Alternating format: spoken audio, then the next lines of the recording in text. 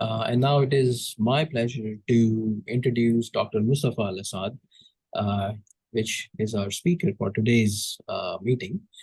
Dr. Alassad started his academic journey by earning his master's in systems engineering from UA Little Rock, and his passion for advancing knowledge in this field led him to join PhD program at Cosmos Research Center in the spring of 2018, and he graduated 2022 with an extensive operational research background, protection of critical infrastructure networks from cyber threats, social network analysis, game theory, resource allocation models, and complex system analysis, and occupied different positions in the petroleum industry over the last 5 years.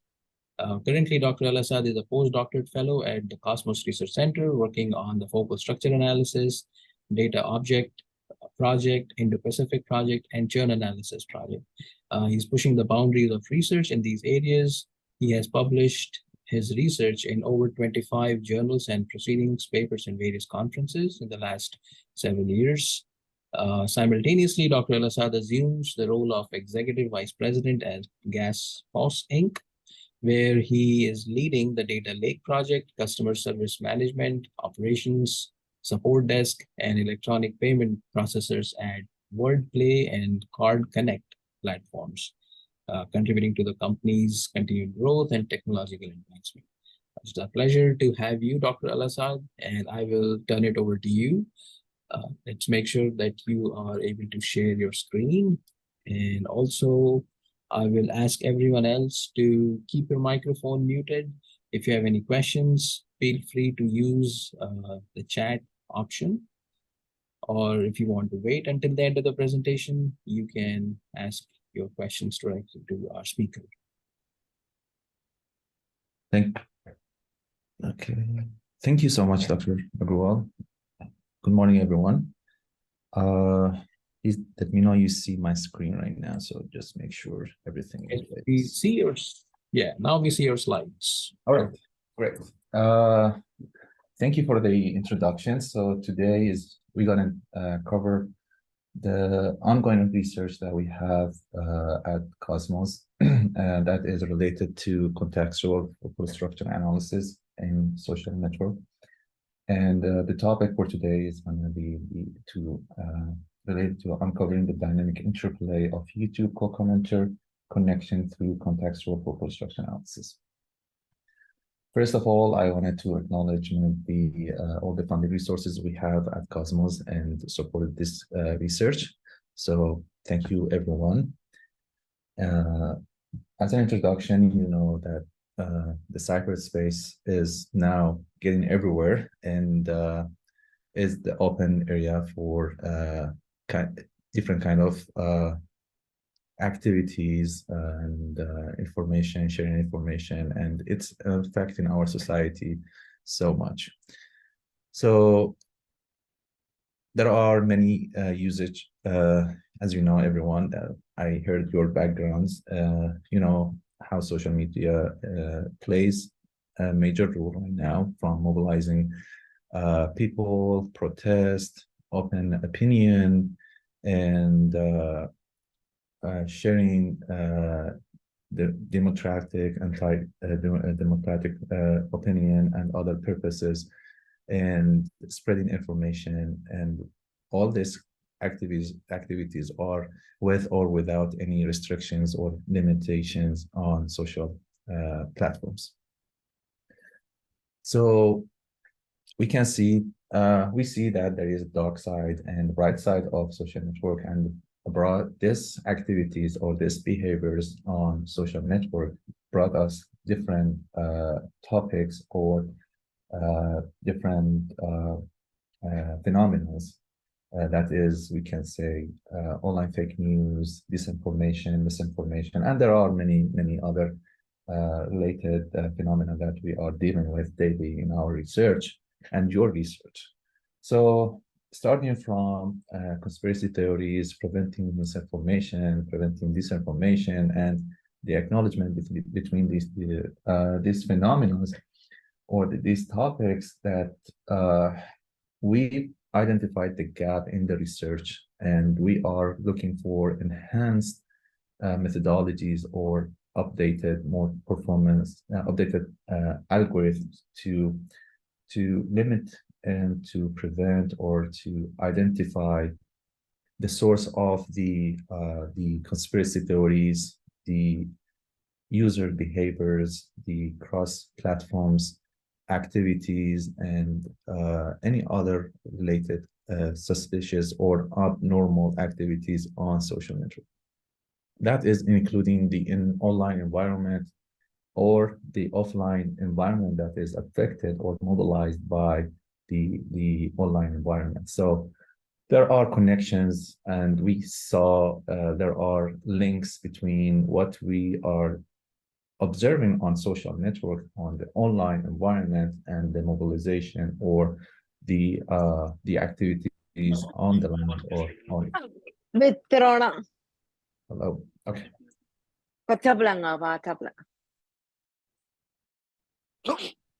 I'm sorry. Let's try to keep ourselves muted while the speaker is presenting. Thank you. Sorry about that, Mustafa. That's okay. Can you hear me? Yes, I can. Go ahead. The lack of the performance in the traditional, I would say, the traditional social network analysis methods, like such as the clustering methods or the modularity methods or the centrality methods, average clustering coefficient methods. Those are very well enhanced, but they are not able to identify coordinated or identify any unseen behaviors or coordination between the users on social networks. So social networks affecting our daily lives, and there are negative impacts that coming from the online into offline environment. As you can see in this figure, that we have the online social media and different platforms, and fake news, misinformation, disinformation impacting or affecting our daily lives, our infrastructure cities, our infrastructure networks, the economy, the security, and all this kind of offline environments. So protest, closing bridges, and market influencing the markets and stocks, all this well identified over the past few years, that is started, or the coordination started by online platforms and then spread it into the offline or other environments.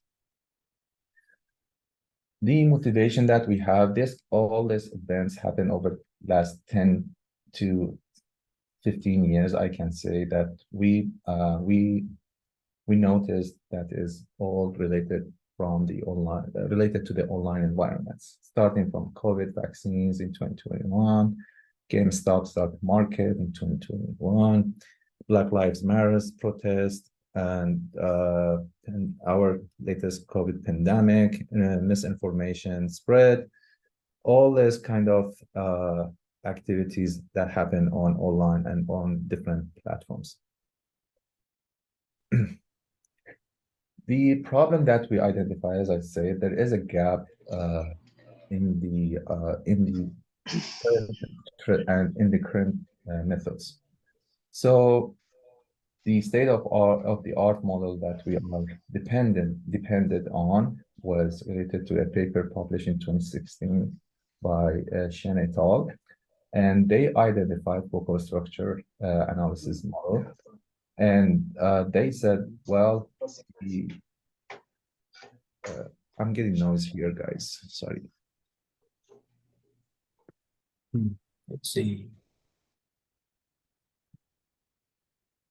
I'm trying to see whose microphone is unmuted, and I can mute from my end. Okay. Let's try again, Mustafa. Yes. I'll try to monitor. Thank you, sir.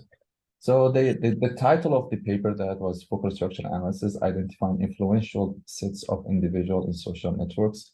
So they tried to fill the gap between the individual analysis and the network analysis. So by doing that, they said that, okay, we are trying to measure the individual analysis and maximize the centralities, and then we try to find their influence on the entire network. For this paper, they applied a greedy algorithm, and they investigated the Egyptian revolution in 2011. The definitions behind the focal structure were they were trying to find the smallest, let's say, possible set of individuals that can influence maximum number of users in social networks.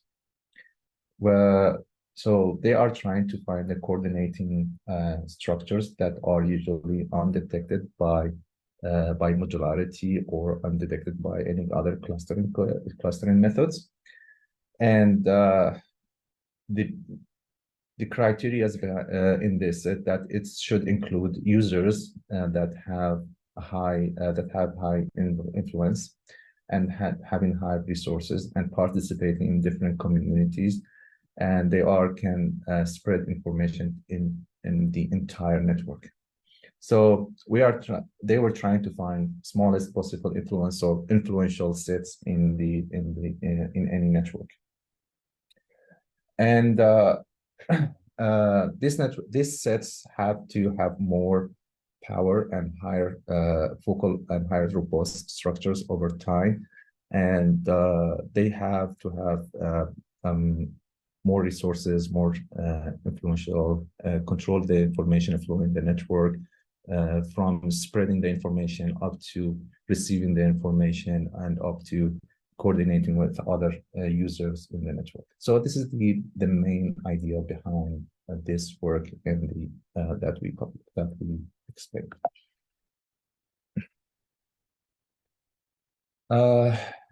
The data that applied to this network was a lot, and as you can see here, this is the table of the data was collected or applied in the focal structure analysis. And they are different data, starting from synthetic data sets up to real-world data set that we collect at Cosmos Center. The structure of the focal structure, as I explained, is started with the FSA state-of-the-art model and applied the greedy algorithm. What we did, then we picked up the research from there, and we applied focal structure analysis number 2, where we applied bi-level optimization method to maximize the node centrality and maximize the network's modularity values. We use the bi-level, we use the 2-level that can exchange information, and then they send and receive information about the users and about the local communities that link to those users.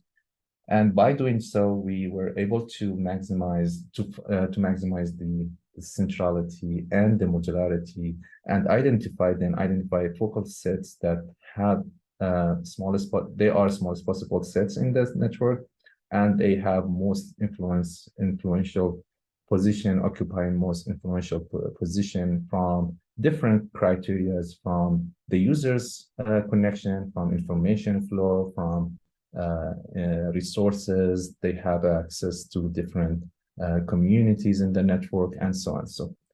And I will show what we can do by the FSA number 2. Then I will explain, and at the end of the presentation, I will explain the CFSA, or the contextual focal structure analysis.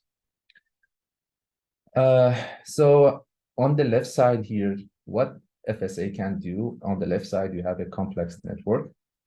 And on the right side, you see the impact of the identifying or suspending any focal set from the network. So for example, we identified within FSA number 2, we identified sets that can control information to all these outsider border lines and reduce the complexity in the network, reduce the information flow in the network, reduce the linkage between the users and communities. So they and you can get this by the other view where this sets or a small set, or let's say identifying a set that can pass all this information and information to all these users and in a complex network. So this data was related to ISIS network, and we were able to find small sets that were hidden in the network, and they were controlling the information, the resources. Obviously, the colors that you see here is communities based on modularity, but honestly, you can see the impact of a small set that can that have access to all different communities at the same time, and include users acting in different groups, and including users have very well stated positions in the network and use and links to, they are linked to other communities. So to summarize the impact of this, the FSA model identifies intensive group coordinating groups that can spread information across the network, and it could identify users acting in different communities. And this model was tested, and the performance was tested with different real world complex networks, and similar performance. And we evaluated the model with different methods on the centrality method or modularity methods. And we received, so from the performance side, that was tested with many different methodologies and many different terms and many different networks. The drawbacks that we have at this model, which is FSA number 2, was the behavior and interest of the set and users are unknown. So the model can present a user-to-user models, user-to-user activities, and it doesn't identify what we're talking about or what activities they are doing on the online network, what kind of interest we can study or we can observe between the users. That lead us to the contextual, the advanced model that we present today, the contextual focus structure analysis model. So at the contextual focus structure analysis, we are going to use a multiplex network methodology, and we are adding more information to our model. And I'm going to start with the definitions of the model, and then the complexities or the information, the complexity we faced with the data, with the added data, how we structure the data, and how we manage to handle the data and observe the activities within the model. So as a definition, this model leverages context like hashtags, videos, likes, friends, or whatever kind of activities to improve the discovery and to improve the discovery of the focal structures in social networks. By implementing this idea using the multiplex network, where it could be generated by combining several layers. So we look at any activities as a separate layer of added information into the model. And we are considering any activities or any behavior as a layer and as added as well, where it can be based on the layers that can be based on mentions, replies, followers, hashtags, and so on. So, and the other layers are the activities or the participation side of the analysis. So for this study, we used 2 layers, and that we are trying to identify the users layer, how they are linked to each other, and the hashtag layer, the co-occurrence of the context side. So these two layers are implemented in this model, and I will give more information in the coming slides about it.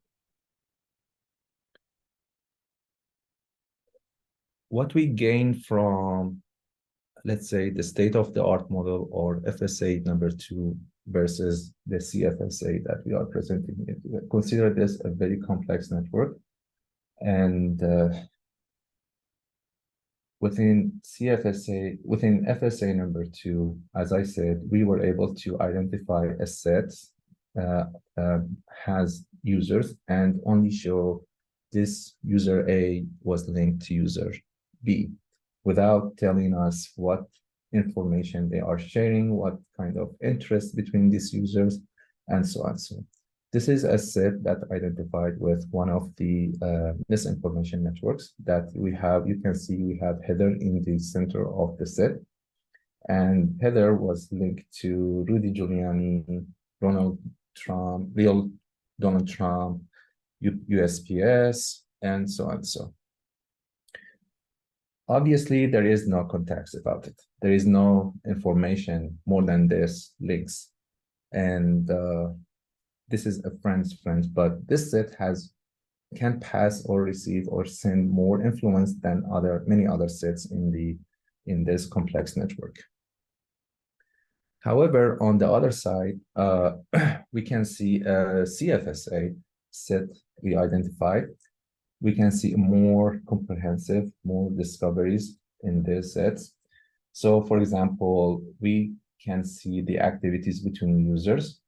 And let's say we have Joe Biden, we have Donald Trump, we have Steph and Barrett, and as an activity, they have activities. This is a very influential set that identified within the same network. However, the other activities that is what hashtags or context mentioned other context, as you can see, MAGA, Make America Great Again, stayed linked to or mentioned stay home hashtag during the COVID. We have different type of Make America Great Again and BLM activities, hashtags that are there.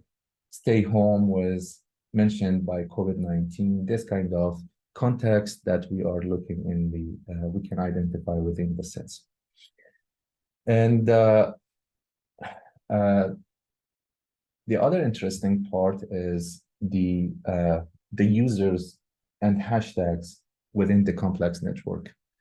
So the benefits of implementing users hashtag is let's say, for example, we have real Donald Trump and Joe Biden. They were sending or they were showed interest on online by posting or supporting the stay home hashtag. However, these two nodes were not linked, they're not friends, but they were sharing the same interest on the network. And we have other information. For example, we have two core communities that we can identify here. The community number 1 is related to BLM or Make America Great Again activities. And the other activities is related to other community number 2 is stay home. However, the bridge between them are, as you can see here, is the MAGA and stay home, and the bridges are Joe Biden and real Donald Trump. So these are more value added to the model or to the analysis by implementing the CFSA or the more advanced focal structure analysis model, versus what we have on the left side, which is just a set with users that are linked to each other. No more information we can derive out of this results. To dive more into this model, as you can see, this is a complex structure that we have here.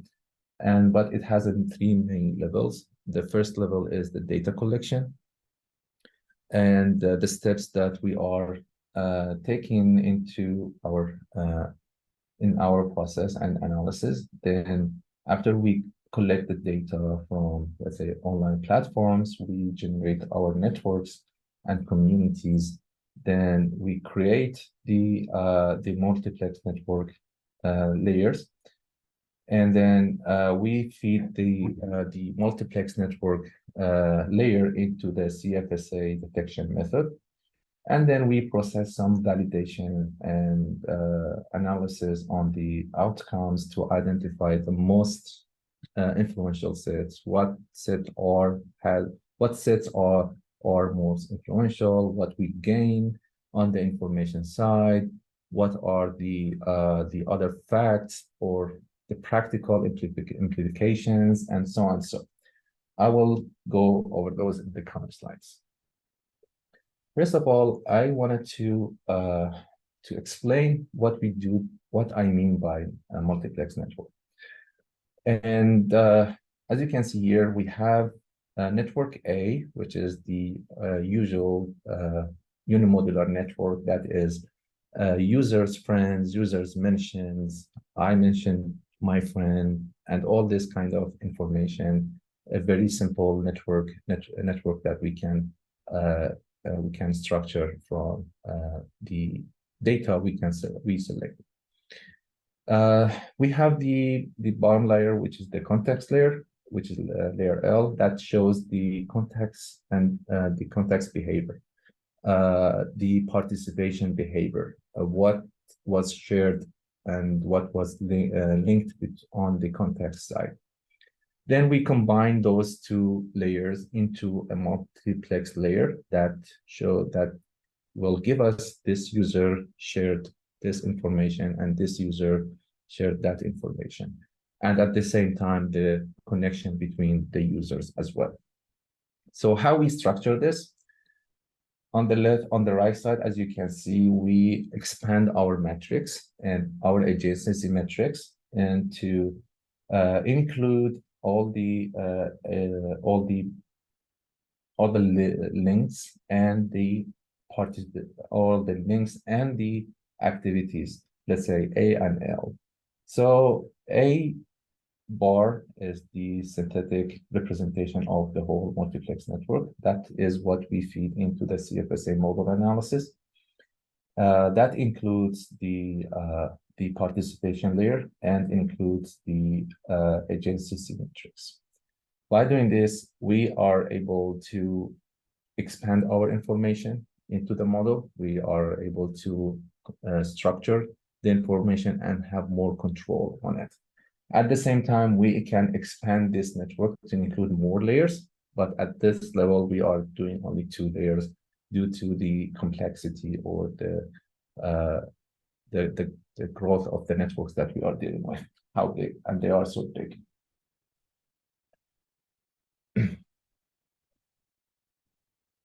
Here are the steps that we feed the multiplex layer into the CFSA model.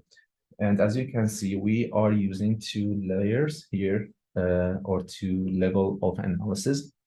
The first level is to measure the user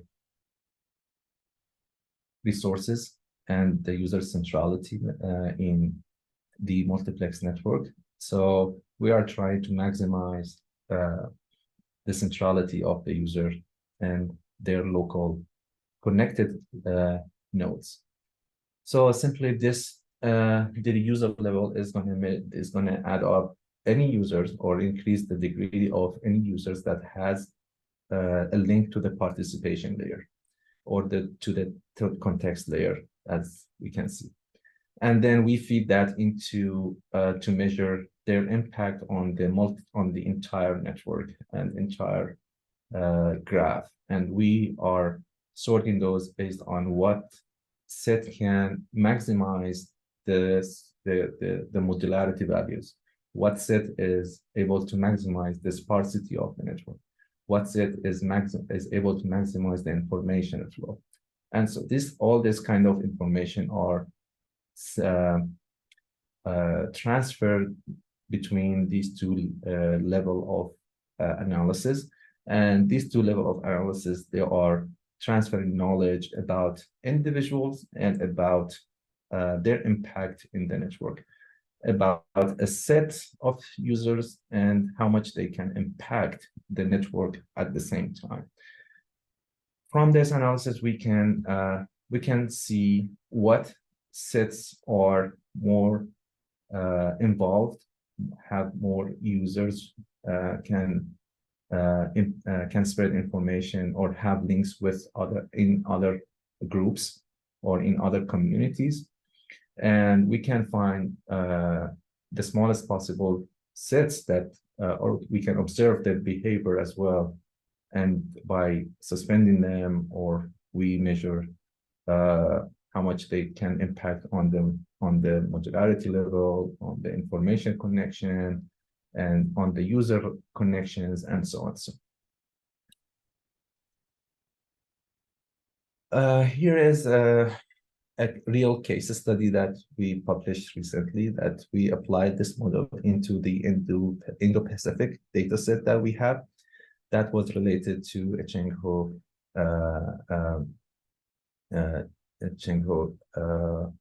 region. And as a definition, it's the Indo-Pacific is a vast area that encompasses numerous countries with diverse culture, economic, and geographical background. Indo-Pacific includes Australia, Bangladesh, China, India, and all these and other countries, and all these countries trying to put more influence into the region. And this region is has a very promising economic in the coming 40 years or in the coming 20 years. And by 2040, it should, the study says that it's gonna have 1/3 of the global economy's activities in that area. The network that we collected, so on the user hashtags, we were able to collect more than 36,000 nodes. On the user network, we were able to collect more than also 36,000 nodes, and the hashtag layer was more than 50,000 nodes. Obviously, the UH is the multiplex network. That's right. Some of the results that we got from this analysis, we were able to find, for example, sets that have a number of 70 commenters, that they were sharing information on a YouTube channels that are only 5 channels, and that this set was served let's say the channels that they were sharing or posting information on was related to Indonesian community and in the Indo-Pacific. And the thing is, this Indonesian communities are have some misinformation, or they were spreading misinformation in the region about the conflict in the region, about what is going to happen in the region, and about the coming conflicts, or what other countries can be involved, and they have hands on the influence in this region. If we zoom more into this set, so on the left side we have the entire network, and it is a very complex network. And on the right side we have this 70 commenters that are linked to different channels, let's say 5 channels, and they are spread in the entire network. So they're not belonging to one side of the network, but they are on different sides of the networks.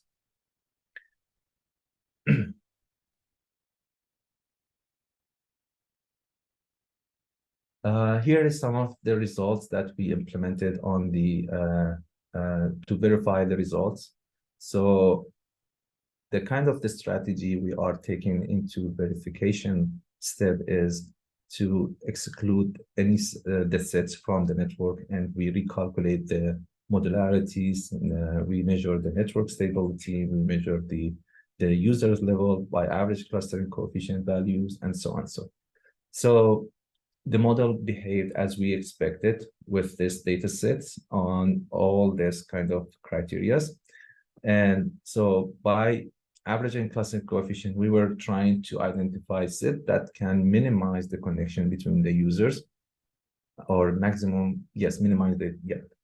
And by modularity, we are trying to find sets that can maximize the sparsity in the network. So excluding or suspending that set can sparse the network, then can destroy the network, can stop the information flow, and so on. So the network stability. So we are measuring the community's behavior after we suspend any set or any CFA set from the network. So for example, set number 3 that is influencing the network the most. As you can see, it has the highest deduction or reduced in the network in the average clustering coefficient. It can maximize at the same time the modularity values, so it can sparse the network if we suspend number 3, and it can dispatch or defrag all the communities in the network. So this is all about these research that we do at Cosmos. The main findings are we applied multidisciplinary method to find the influential sets of users have links to the popular trending contexts. And this sets includes central users active in different communities, are able to control the information flow, and able to with many resources to other results to other communities. The model that we presented here, it's exactly to tell you what is going on between users on social networks, what they are talking about, what the influence, their interests, and it present this as a focal structure and in the smallest possible way.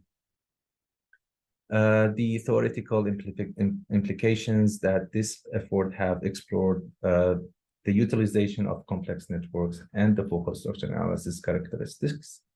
And this analysis is to relax the complexity and help to interpret the contextual actions between coordinating groups on social networks.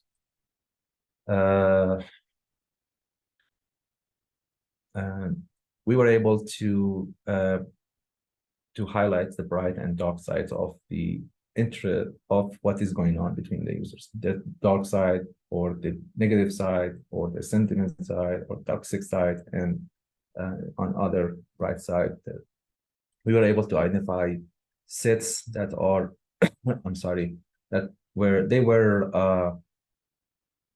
spreading peaceful information versus other sets that were spreading hateful information on the network by looking at the context they were sharing.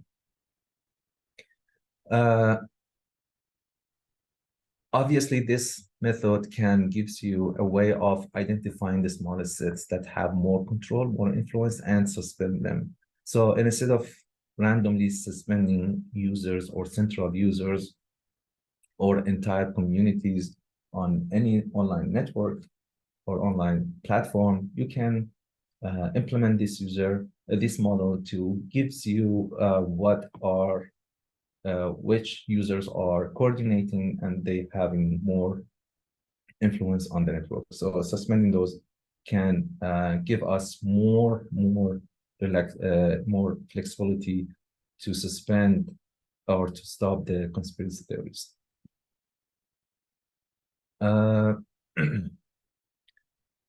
We have some limitations on the validation as well. So we are trying to expand our validation and ground truth measures.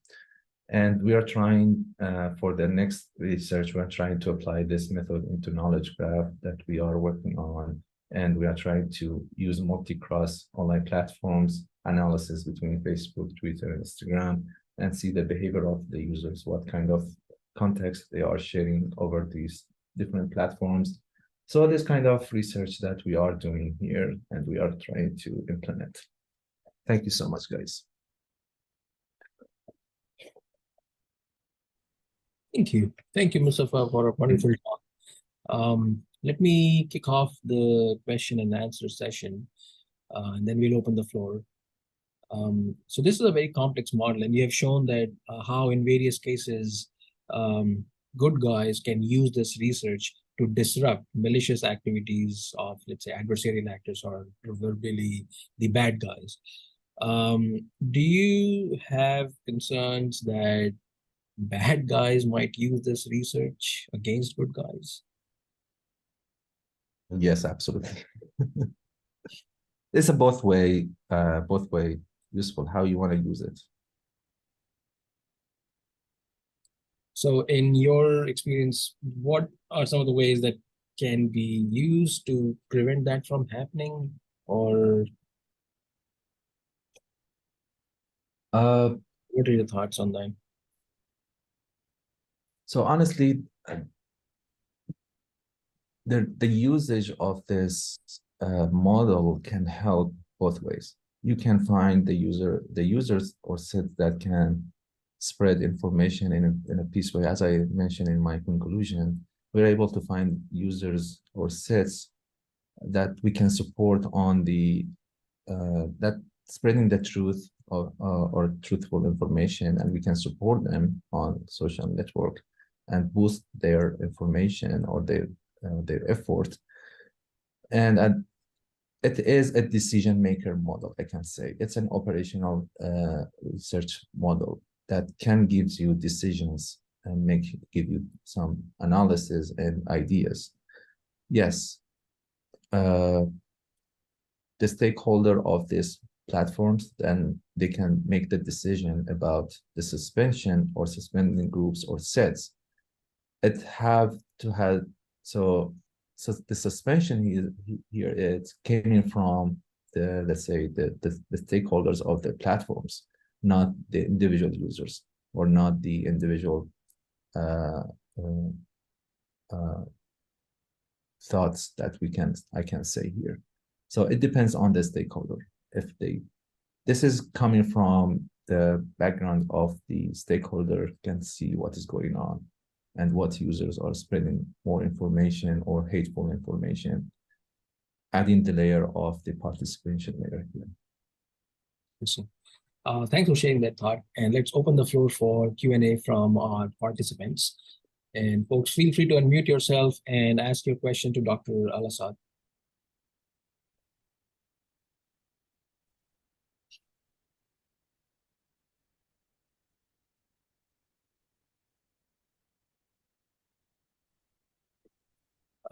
Just to continue that thought, Dr. Alassad, yes. What could there be some ways where such type of focal structures be strengthened through the model so that disruptions can be prevented if a focal unit is taken away from the network? Yes, we are. If I got your question, we are. We implement some other evaluation method why suspending the users sets from the network. So let's say from the information side, what kind of information we're gonna lose, and from the users and links, what kind of information, what kind of links we are gonna lose after suspending any network, any FSA set or CFSA set. Beside that, we are trying to look at the community side as well, how the community is going to behave when we suspend one set from the network. Sounds good. Well, I'm also looking at the clock and we have just a few seconds. So if anyone has a question, please feel free to chime in. And if not, then again, I would like to thank you, Dr. Alassad, for So joining and much. presenting your work on focus structure analysis. And I look forward to interacting with you more on this research, especially our participants. Most of our participants are from Cosmos Research Center, so if they have questions, they can always ask you after the presentation also. So again, thank you all for joining in, and we will have another exciting presentation next month at the working group. And have a great day, everyone, and have a great weekend also. Take care. Thank you, everyone.